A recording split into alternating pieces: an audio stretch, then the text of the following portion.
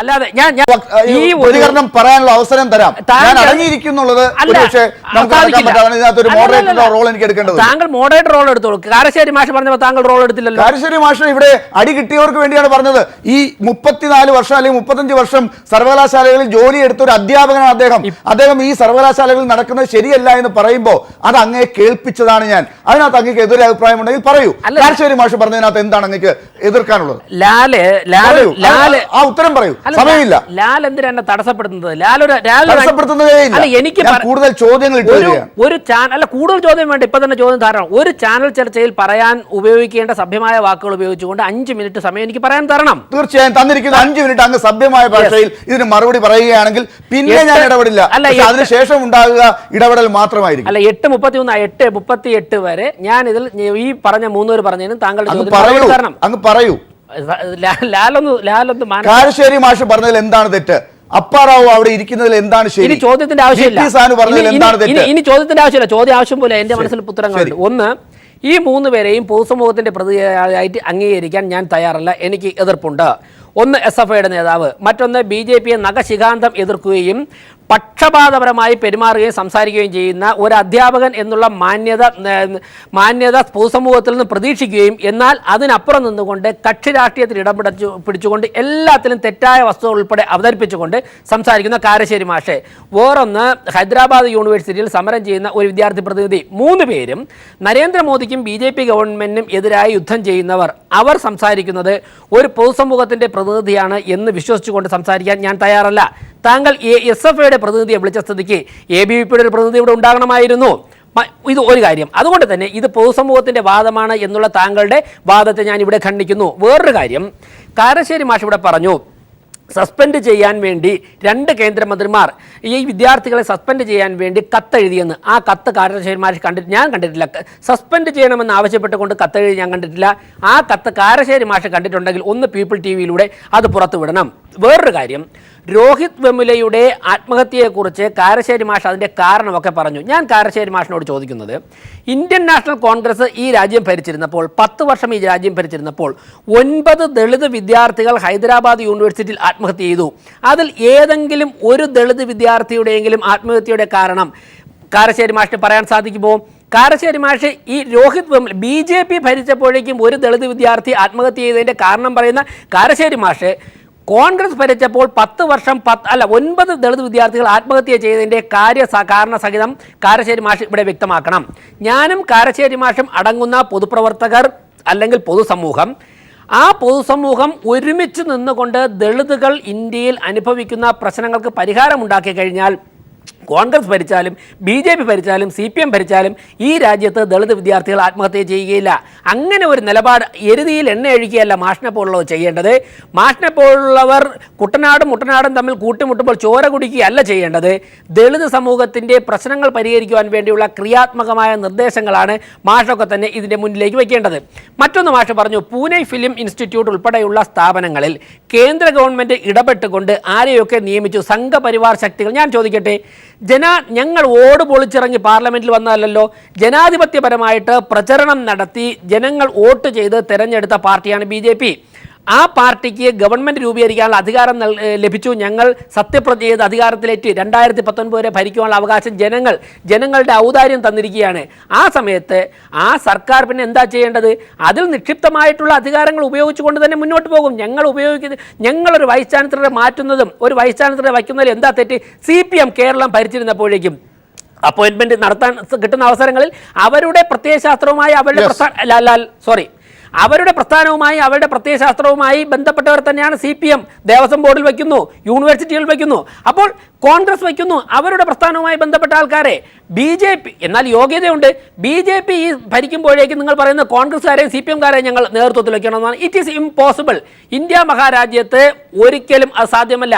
ജനങ്ങൾ ഈ സ്ഥാപനങ്ങളൊക്കെ കൂടി ഭരിക്കുവാനുള്ള അവകാശമാണ് BJPക്ക് തന്നിട്ടുള്ളത്. മറ്റൊന്ന് പറഞ്ഞത്, ഇവിടെ ABVP വിദ്യാർത്ഥികൾ അതിനകത്തുണ്ടായിരുന്നു. ഞാൻ സാനുവോട് പറഞ്ഞു, സാനു SFIക്ക് സമരം ചെയ്യാനുള്ള അവകാശമുണ്ടല്ലോ. ഞാൻ നിഷേധിക്കും, ഞാൻ ബഹുമാനിക്കുന്നു, നിങ്ങൾ സമരം ചെയ്തോളൂ. SFIക്ക് അതിന് പുറത്തും സമരം ചെയ്യാനുള്ള അവകാശമുണ്ടെങ്കിൽ ABVP വിദ്യാർത്ഥികൾക്ക് അവരുടെ സംഘടനാ നേതൃത്വം പറയുന്നതനുസരിച്ച് പ്രവർത്തിക്കാനുള്ള അവകാശം അവർക്കുണ്ട്. അതിനകത്തുള്ള നോൺ ടീച്ചിങ് സ്റ്റാഫ് VCക്ക് പ്രൊട്ടക്ഷൻ കൊടുക്കാം. എന്താ തെറ്റ്? ശരി,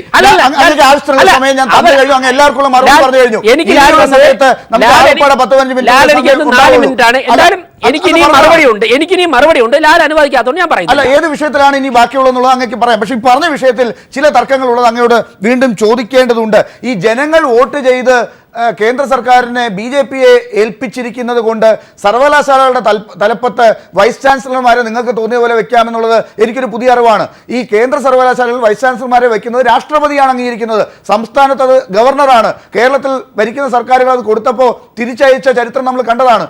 ഇവിടെ അപ്പാ റാവുവിൻ്റെ കാര്യത്തിൽ രാഷ്ട്രപതി നിയമിച്ച ഈ അപ്പാ റാവുവിനെ നിങ്ങൾ എങ്ങനെയാണ് അതിനിടയിൽ കൂടി അദ്ദേഹത്തെ സ്വാധീനിക്കുന്നതെന്നും അവിടെ നിങ്ങളുടെ വിദ്യാർത്ഥി സംഘടന പറയുന്ന കാര്യങ്ങളെ എങ്ങനെയാണ് നടപ്പിലാക്കാൻ ശ്രമിക്കുന്നത് എന്നുമാണ് ഇവിടെ ചിലർ ചൂണ്ടിക്കാട്ടിയത്. അതിനുള്ള മറുപടി എന്താണ്? ലാലെ, മുസ്ലിം ലീഗ് SSLC പാസ്സായി കോളേജിന്റെ വരാന്തേ കയറിയില്ലാത്ത ഒരാളിനെ വൈസ് ചാൻസലറായിട്ട് വയ്ക്കാൻ വേണ്ടി എഴുതി കൊടുത്തപ്പോഴേക്ക് ഈ ആവേശമൊന്നും കണ്ടില്ല. മാത്രമല്ല ബ്രിട്ടീഷുകാരുടെ നിന്ന് നേരെ സ്വാതന്ത്ര്യം മുസ്ലിം ലീഗ് ചെയ്തതുകൊണ്ട് സംഘപരിവാരം ഞാനൊന്ന് കംപ്ലീറ്റ് ചെയ്തോട്ടെ സാറേ. ബ്രിട്ടീഷുകാരുടെ സ്വാതന്ത്ര്യം നേടി നേരെ BJP അല്ലല്ലോ ഭരിക്കുന്നത്. ഇതിനു മുമ്പ് കോൺഗ്രസ് ഭരിച്ചിരുന്നപ്പോഴേക്ക് എന്ത് പ്രോസസ് ആണോ ചെയ്യുന്നത് ആ പ്രോസസ് തന്നെ ഇപ്പോഴും രാഷ്ട്രപതി തന്നെയാണ് ഗവൺമെന്റ് വിദ്യാർത്ഥികൾ ആത്മഹത്യ ചെയ്തതുകൊണ്ട് നിങ്ങൾ തുടക്കമിട്ടിരിക്കുകയാണോ? ലാലെ, ദളിത് കുടുംബങ്ങളുടെ ദളിത് ജനതയുടെ പ്രശ്നം പരിഹരിക്കേണ്ടത് ഗവൺമെന്റുകൾ മാത്രമല്ല, ഈ രാജ്യത്തുള്ള മുഴുവൻ ജനങ്ങളും ഒരുമിച്ച് നിന്നുകൊണ്ട് അവരുടെ സമൂഹത്തിന്റെ മുഖ്യധാരയിലേക്ക് കൊണ്ടുവരണം. CPM-ന്റെ ABVP നടത്തിയ സമരം എന്താണെന്ന് അങ്ങേക്ക് അറിയാമോ? ABVP ഹൈദരാബാദ് സെൻട്രൽ യൂണിവേഴ്സിറ്റിയിൽ നടത്തിയ സമരം ഈ ദളിത് വിദ്യാർത്ഥികൾക്ക് എതിരായിരുന്നു. അതിനെ എതിർത്ത ആളാണ് രോഹിത് വെമുല. അതാണ് അദ്ദേഹത്തിന്റെ ആത്മഹത്യയിലേക്ക് കലാശിച്ചത്. രോഹിത് വെമുല ചോദിച്ച ഒരു ചോദ്യം ഞാൻ സാനുവിനോട് ചോദിക്കുന്നു. CPM-ന്റെ പോളിറ്റ് ബ്യൂറോയിൽ എത്ര ദളിതുകളുണ്ട്? എന്റെ ചോദ്യം ചോദിക്കാം. എത്ര ദളിതുകളുണ്ട് പറഞ്ഞിട്ട് സാനുവിനോട് ചോദ്യം ചോദിക്കാം. എത്ര ദളിതുകളുണ്ട്? എന്റെ ചോദ്യം ഇതാണ്. അപ്പാ റാവുവിനെ നിങ്ങൾ അപ്പോൾ മനഃപൂർവ്വം നിങ്ങൾക്ക് കിട്ടിയ അധികാരം ഉപയോഗിച്ച് അവിടെ ഫിക്സ് ചെയ്തിരിക്കുകയാണ്. പിന്മാറില്ല. ഞാനൊരു അപ്പാ റാവുവിൽ ചുറ്റിപ്പറ്റി സംസാരിക്കണം ഞാൻ ആഗ്രഹിക്കുന്നില്ല. ഈ ഗവൺമെന്റിനെ ഭരിക്കുവാനുള്ള അവകാശം ജനങ്ങൾ തന്നിട്ടുണ്ട് 5 വർഷവും. അതിനെയൊക്കെ തന്നെ ഈ കാരശ്ശേരി മാഷ് എവിടെ പോയിരുന്നു? 9 ദളിത് മറുപടി. അടൂർ യൂത്ത് കോൺഗ്രസ്സുകാർ ദളിത് പെൺകുട്ടികളെ പീഡിപ്പിച്ചപ്പോൾ കാരശ്ശേരി മാഷ് എവിടെയായിരുന്നു? അടൂരിൽ പോയോ മാഷ്? ഒരു പുച്ഛമാണ് അദ്ദേഹം പ്രകടിപ്പിച്ചുകൊണ്ടിരിക്കുന്നത്. SFIയുടെ നേതാവ് ഞാൻ മോശക്കാരനാണ്, അതുപോലെ തന്നെ MN കാരശ്ശേരി മാഷ് മോശക്കാരനാണ്, അദ്ദേഹം മാത്രം മിടുക്കനാണ്, ഞാനും അംഗീകരിക്കുന്നു. പക്ഷെ ബാക്കിയുള്ള ആളുകളെല്ലാം എങ്ങനെയാണ് ചിന്തിക്കുന്നത് എന്നുള്ളതും താങ്കൾ പറയുന്ന സമയത്ത് ഞാൻ കേട്ടിരിക്കുകയാണ് ചെയ്തത്. അതുകൊണ്ട് എനിക്കും പറയാനുള്ള സമയം തരണം. CPM-ന്റെ പോളിറ്റ് ബ്യൂറോയിലെ അംഗങ്ങൾ ഇവിടുത്തെ ചർച്ച മാത്രമല്ല, ഞങ്ങളുടെ പാർട്ടിയിൽ ഞങ്ങളുടെ സംഘടനയിൽ ആളുകളെ ഉൾപ്പെടുത്തുന്നത് ദളിതനാണോ, മുസ്ലിമാണോ, ക്രിസ്ത്യാനിയാണോ, ഹിന്ദുവാണോ, ബ്രാഹ്മണനാണോ, ജൂതനാണോ എന്നൊന്നും നോക്കിയിട്ടല്ല. അവരെ ഞങ്ങൾ സ്നേഹത്തോടെ വിളിക്കുന്നത് സഖാക്കൾ എന്നാണ്. അവർ ദളിതനാണോ എന്ന് ഞങ്ങൾ നോക്കാറില്ല, അവർ ക്രിസ്ത്യാനിയാണോ എന്ന് ഞങ്ങൾ നോക്കാറില്ല, ന്യൂനപക്ഷ വിഭാഗത്തിൽപ്പെടുന്നവരാണോ എന്ന് ഞങ്ങൾ നോക്കാറില്ല. ഞങ്ങൾ പരിഗണിക്കുന്നത് അവർ എത്രത്തോളം ഈ സംഘടനയുടെ പ്രവർത്തനങ്ങളോട് ആത്മാർത്ഥമായി ഇടപെടുന്നു, അവർ എത്ര കണ്ട് വിഷയങ്ങളോട് കൃത്യമായി പ്രതികരിക്കാൻ വേണ്ടി സംവേദിക്കാൻ വേണ്ടി തയ്യാറാകുന്നു.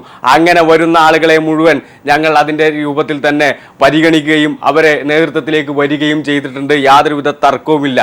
ആ രൂപത്തിലേക്ക് ഈ ചർച്ച കൊണ്ടുപോകണമെന്ന് രാജേഷിന് നിർബന്ധം ഉണ്ടാവും. കാരണം രാജേഷിന് എപ്പോഴും ഈ വിഷയങ്ങളിൽ നിന്ന് ഡൈവേർട്ട് ചെയ്ത് പോകണം.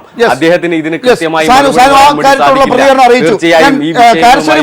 പോയിട്ട് സാനുവിലേക്ക് തിരിച്ചെത്താം. കാരശ്ശേരി മാഷ് പറഞ്ഞതിൽ പലതിനോടും VV രാജേഷ് പറഞ്ഞത് എരുതിയിൽ എണ്ണ ഒഴിക്കുകയാണ്, അങ്ങ് പൊതുസമൂഹത്തിന്റെ ഭാഗമല്ല, ഇതൊക്കെ പറഞ്ഞാണ് അങ്ങ് നേരിട്ടത്. VV രാജേഷ് ഭാഗമെന്നല്ല, അവരുടെ അഭിപ്രായം പൊതുസമൂഹത്തിന്റെ അഭിപ്രായം ഞാൻ കാണുന്നില്ല, അങ്ങനെ കാണുന്നില്ല എന്നാണ്.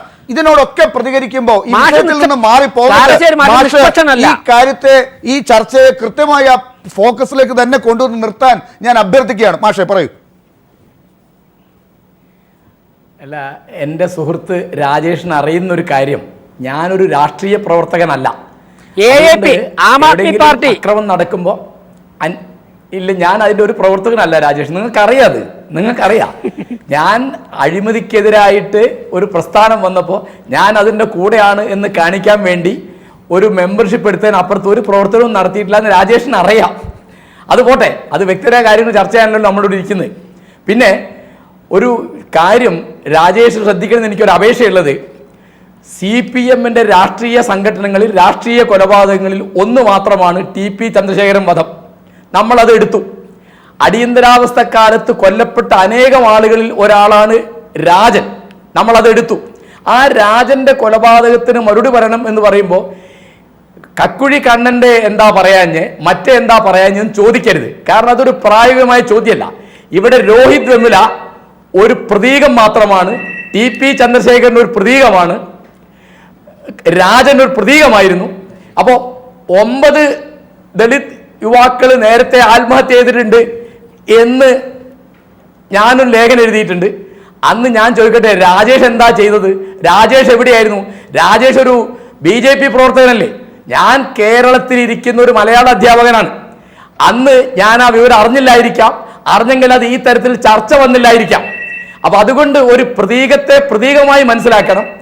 ദളിത് വിദ്യാർത്ഥികൾക്ക് നേരെയുള്ള വിവേചനത്തെ പ്രതിരോധിക്കാനുള്ള ഒരു പ്രതീക മൂല്യം കൂടി ഇപ്പോൾ രോഹിത് വെമുലയ്ക്കുണ്ട്.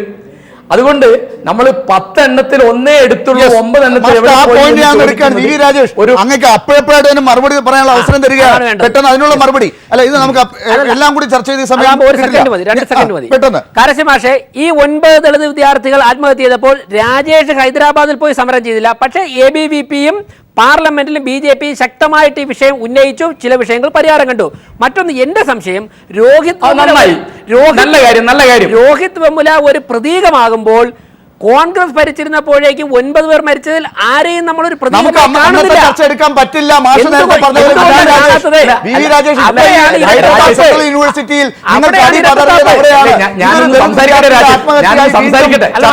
എനിക്ക് ഉണ്ടാകുന്നുണ്ട്. അവിടെ നിങ്ങൾ ABVP ഈ ദളിത് വിദ്യാർത്ഥികൾക്ക് എതിരായ ഒരു കാര്യത്തെ ഇപ്പോ മുന്നോട്ട് കൊണ്ടുവരാൻ ആഗ്രഹിക്കുന്നില്ല.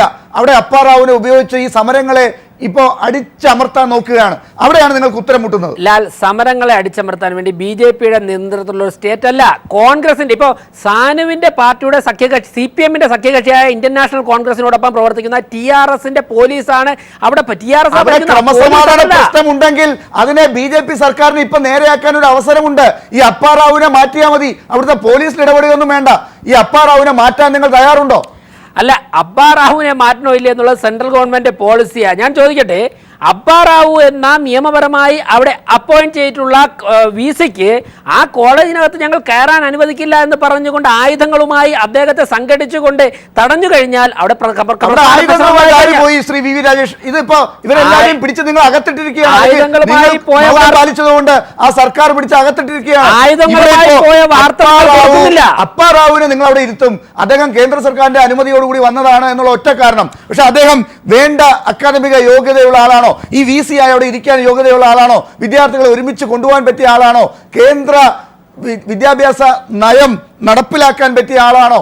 ഇതൊക്കെയാണ് ചർച്ച ചെയ്യേണ്ടത്. അവിടെ ഈ അക്കാദമിക സ്വാതന്ത്ര്യം കൊടുക്കാൻ പറ്റിയ ആളല്ല എന്ന് തെളിയിച്ചു. ഈ ഫ്രീഡം ഓഫ് എക്സ്പ്രഷൻ കൊടുക്കാൻ പറ്റിയ ആളല്ല എന്ന് തെളിയിച്ചു. അവിടെ നിങ്ങൾക്ക് നിങ്ങളുടെ നയം ഇത് തന്നെയാണോ? അല്ല, നമുക്ക് അവിടെ ഒരു കൺക്ലൂഷനിൽ വരാം. ലാൽ പറഞ്ഞല്ലോ, രാഷ്ട്രപതിയാണ് അപ്പോയിന്റ് ചെയ്യുന്നത്. ഇപ്പൊ SFI ഉത്തരവാദിത്തപ്പെട്ട ഒരു ദേശീയ പാർട്ടിയുടെ വിദ്യാർത്ഥി സംഘടനയാണ്. രാഷ്ട്രപതിയെ കണ്ടുകൊണ്ട് ലാൽ പറഞ്ഞ ഇത്രയും കാര്യങ്ങൾ വെച്ചുകൊണ്ട് അദ്ദേഹം യോഗ്യനല്ല, അയോഗ്യനാണ്, ഇത്രത്തോളം പ്രശ്നങ്ങളുണ്ട്, രാഷ്ട്രപതിക്ക് നിവേദനം കൊടുക്കും. രാഷ്ട്രപതി BJP-യുടെ പോളിസി CPM-ന്റെ പോളിസി രണ്ടാ. ഞാൻ BJP-യുടെ സംസ്ഥാന സെക്രട്ടറിയാണ്. BJP-യുടെ കേന്ദ്രം ചെയ്യേണ്ടത് അവിടെ ചെയ്തോളും. ഞാൻ പറയുന്നത്, ഇത്രത്തോളം അയോഗ്യനാണെങ്കിൽ രാഷ്ട്രപതിയെ കണ്ടുകൊണ്ട് ഈ തെളിവുകൾ കൊടുക്കും, രാഷ്ട്രപതി മാറ്റട്ടെ. അതിലപ്പുറം BJP-യുടെ മെക്കിട്ട് കയറാൻ എന്തിനാ വരുന്നത്? ഇല്ല, CPM ഇപ്പൊ ആവശ്യപ്പെട്ടു, യെച്ചൂരി രാഷ്ട്രപതിയെ കണ്ടു കഴിഞ്ഞു. ആ കാര്യമൊക്കെ നമ്മൾ ചർച്ച ചെയ്തല്ല. ശ്രീ MN കാരശ്ശേരി, ഇപ്പോ ഈ പറഞ്ഞ അർത്ഥത്തിൽ BJP-ക്ക് കൈ കഴുകി പോകാൻ സാധിക്കുന്നതാണോ? BJP-ക്ക് ഇതിനകത്ത് റോളും ഇല്ല. അവിടെ ചന്ദ്രശേഖർ റാവുവിന്റെ പോലീസാണ്. ഈ രാഷ്ട്രപതി നിയമിച്ച ആളായതുകൊണ്ട് നിങ്ങൾ ആ വഴി നോക്കിക്കോളൂ, ഞങ്ങൾ ഇത് എന്ത് ചെയ്യാൻ എന്ന ഒരു കൈ കഴുകൽ എങ്ങനെയാണ് നിങ്ങൾ കാണുക?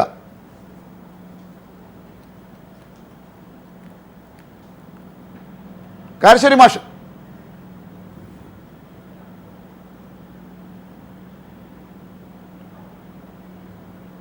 കാരശ്ശേരി മാഷ് കേൾക്കുന്നില്ല എന്നാണ് എനിക്ക് തോന്നുന്നത്. അതൊന്ന് ശരിയാക്കേണ്ടതുണ്ട്. ശ്രീ ശ്രീ രാജേഷിന് വലിയ ഭാഗ്യമുണ്ടെന്ന് തോന്നുന്നു. എന്തായാലും രാജേഷിന് സമയം കിട്ടിയില്ല എന്നുള്ള പരാതിയും കൂടി തീരുകയാണ്. ഇതിനകത്ത് സംഘപരിവാറിന് കൈയുണ്ടോ എന്ന് എനിക്കറിയില്ല. എന്തായാലും ശ്രീ വി രാജേഷ്, ഈ പറഞ്ഞ ചോദ്യങ്ങൾ, നിങ്ങൾ ഈ പറയുന്ന അക്കാദമിക് സ്വാതന്ത്ര്യത്തെ അടിയറ വെക്കുകയാണ്, അതിന് പറ്റിയ ആളെയാണ് അപ്പാറാവുവിനെ അവിടെ നിർത്തുന്നത്. അഭിപ്രായ സ്വാതന്ത്ര്യം യൂണിവേഴ്സിറ്റിക്ക് അനുവദിച്ചു കൊടുത്തിട്ടുള്ളതാണ്. അതിനെ ഇങ്ങനെ പുറത്തെ സൈന്യം ശത്രുക്കളെ നേരിടുന്ന പോലെ നേരിടേണ്ടതല്ല. നിങ്ങൾ JNU കാണിച്ചത് അതാണ്, ഹൈദരാബാദ് സെൻട്രൽ യൂണിവേഴ്സിറ്റിയിൽ കാണിക്കുന്നത് അതാണ്.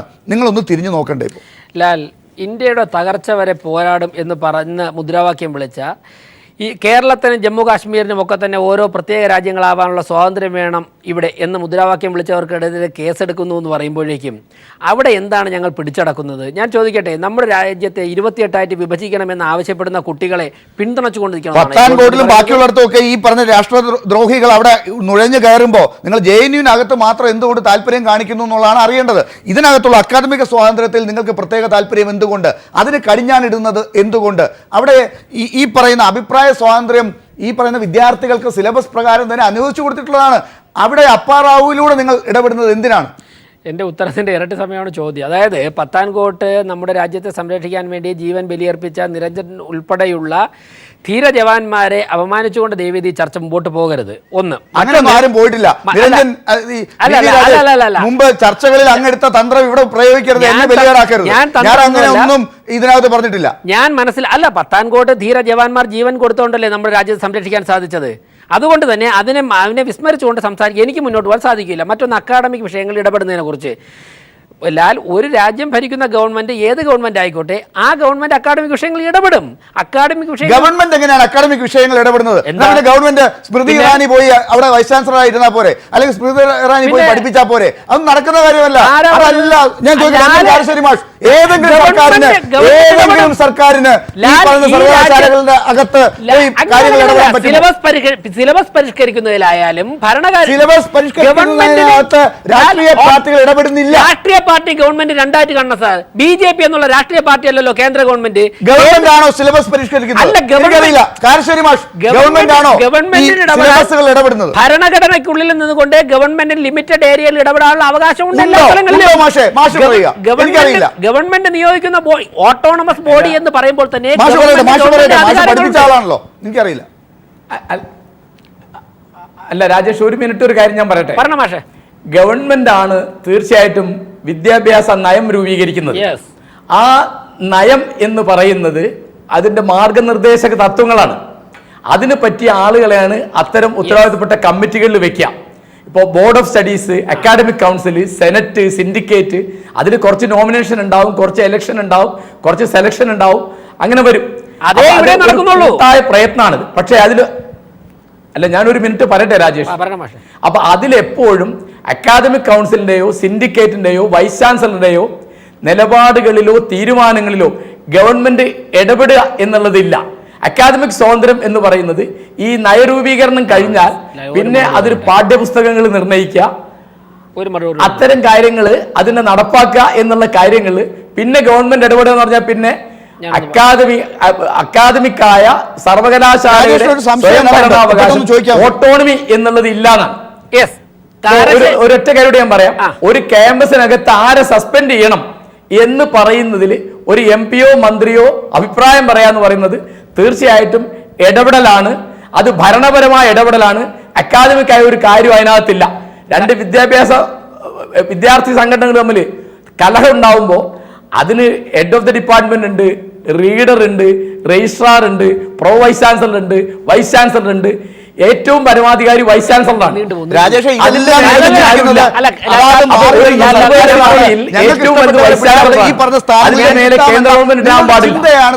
ഞാൻ മറുപടി പറഞ്ഞു മാഷെ, ഇനി ഞാൻ മറുപടി പറഞ്ഞോട്ടെ. കാരശ്ശേരി മാഷ് എക്സ്പ്ലെയിൻ ചെയ്ത കാര്യം മാത്രമേ കാരശ്ശേരി മാഷ് എക്സ്പ്ലെയിൻ ചെയ്ത കാര്യമുണ്ടല്ലോ. അക്കാഡമിഷ്യൻസിനെ യഥാർത്ഥ ബോഡികളിൽ അപ്പോയിന്റ് ചെയ്യാനുള്ള അധികാരം ഗവൺമെന്റിനുണ്ട്. അതിനുശേഷം ആ ബോഡികളാണ് സിലബസ് പരിഷ്കരിക്കുന്ന തീരുമാനമെടുക്കുന്നത്. മാഷ് ഇവിടെ അപ്പാറാവുവിനെ പോലുള്ള ഭക്തന്മാരെ, സംഘപരിവാർ ഭക്തന്മാരെ അല്ല വെക്കേണ്ടതെന്നാണ് ബോധമുള്ളവരെ വെക്കണമെന്നാണ് അദ്ദേഹം. ലാൽ എന്നോട് ശൗര്യപ്രകടനം നടത്തണ്ട, ഞാനൊന്ന് പറഞ്ഞോട്ടെ. മാഷെ, ഇതുപോലുള്ള ഈ ബോഡികളിൽ ആൾക്കാരെ നിയമിക്കുക മാത്രമേ ഈ ഗവൺമെന്റ് ചെയ്തിട്ടുള്ളൂ. അല്ലാതെ ഡേ ടു ഡേ അഫയേഴ്സിൽ ഗവൺമെന്റ് ഇടപെട്ടില്ല. അങ്ങനെ ഒരു ബോഡിയിൽ നിങ്ങൾ ആളെ വെച്ചില്ല.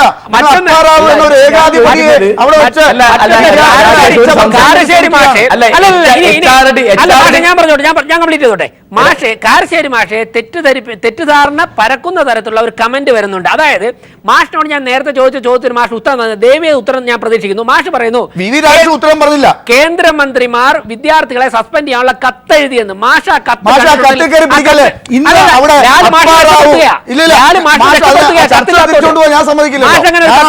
നിയന്ത്രിക്കുന്നത് മാഷങ്ങനെ ഒരു കത്ത് കണ്ടിട്ടുണ്ടോ?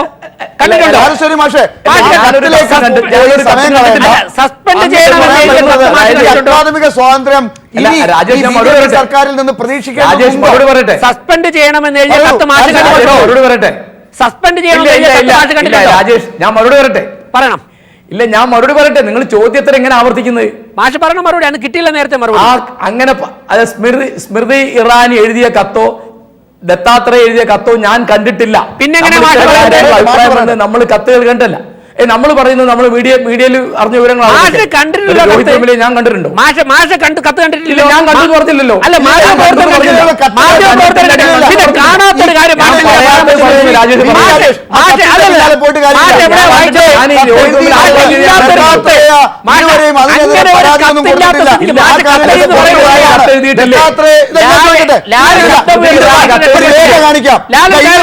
പുറത്തോട്ട് രേഖയാണ് ഈ ദത്താത്രേയ അറിയിക്കണം,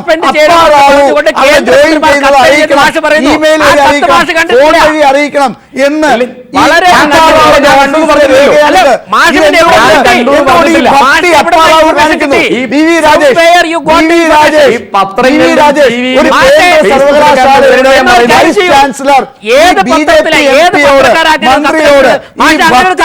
കാണിക്കുന്നത് സസ്പെൻഡ് ചെയ്യണമെന്ന്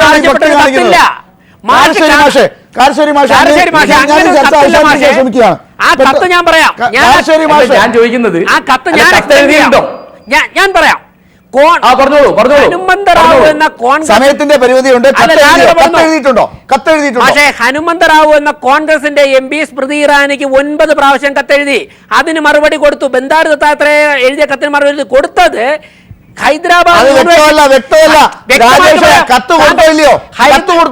ഹൈദരാബാദ് യൂണിവേഴ്സിറ്റിയിൽ ഇത്തരത്തിലുള്ള വിഷയങ്ങളുണ്ട്, പ്രശ്നങ്ങൾ പരിഹരിക്കണം. ഇതാ കത്തിൽ ഉള്ളടക്കം. സസ്പെൻഡ് ചെയ്യണമെന്ന് ഒരിടത്തുമില്ല കത്തില്.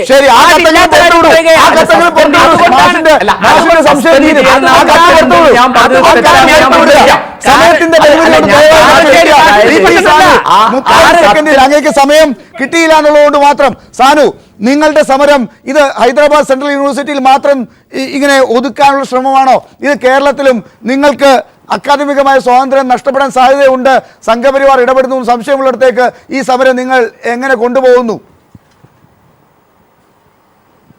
പെട്ടെന്ന് രാജ്യവ്യാപകമായി തന്നെ ഈ സമരം വളരെ ശക്തമായി വികസിപ്പിക്കാൻ വേണ്ടിയിട്ടാണ് SFI തീരുമാനിച്ചിട്ടുള്ളത്. അത് വളരെ ശക്തമായി രാജ്യത്ത് ആഞ്ഞടിക്കുന്ന സമയത്ത് ഏതെങ്കിലും ഒരു പട്ടാളക്കാരൻ്റെയോ ഏതെങ്കിലും ഒരു വിഷയത്തിൻ്റെയോ പേര് പറഞ്ഞുകൊണ്ട് മുഴുവൻ ശ്രദ്ധയും തിരിച്ചുവിടാൻ വേണ്ടി BJP ഗവൺമെൻറ് നടത്തുന്ന ഏത് ശ്രമമാണോ ആ ശ്രമം തന്നെയാണ് ഇന്ന് ചാനലുകളിൽ വന്നുകൊണ്ട് BJP നേതാക്കന്മാർ നടത്തുന്നത്. ആ ശ്രമങ്ങളെല്ലാം അതിജീവിച്ചുകൊണ്ട് സമയം അതിക്രമിച്ചിരിക്കുന്നു. ഞാൻ അതുകൊണ്ട് മാത്രം ഇടപെടുകയാണ്. എന്തായാലും BJP ഇതിനകത്തുനിന്ന് പഠിക്കേണ്ട ചില കാര്യങ്ങളുണ്ട്. അതിന് സമയം കൂടുതൽ എടുത്തുകൊണ്ട് മറ്റുള്ളവർ ചോദിക്കുന്ന ചോദ്യങ്ങൾക്ക് കുറഞ്ഞ സമയത്തിൽ ഉത്തരം കൊടുക്കാൻ VV രാജേഷിനെ പോലുള്ളവരും പഠിക്കണം. VV രാജേഷിനോട് മറുപടി പറയുമ്പോൾ ചിലപ്പോൾ കുറഞ്ഞ സമയത്തിൽ തന്നെ എല്ലാവരും ചോദ്യങ്ങൾ ചോദിക്കാനും പഠിക്കണമെന്ന് അദ്ദേഹവും പറയുന്നുണ്ട്. ഇത് രണ്ട് മുഖവിലേക്ക് എടുക്കാം. ഹൈദരാബാദ് സെൻട്രൽ യൂണിവേഴ്സിറ്റിയിൽ അക്കാദമിക സ്വാതന്ത്ര്യം ഉടനെ എങ്ങാനും ഉണ്ടാകുമോ? അപ്പാറാവു അവിടെ തുടരുമോ? ഈ ചോദ്യങ്ങളുടെ ഉത്തരത്തിനായി കാത്തിരിക്കാം. വളരെ നന്ദി ഈ ചർച്ചയിൽ പങ്കെടുത്തതിന് VV Rajesh, professor MN Karassery, VP Sanu, Manoj. ഇടവേളയിലേക്ക്.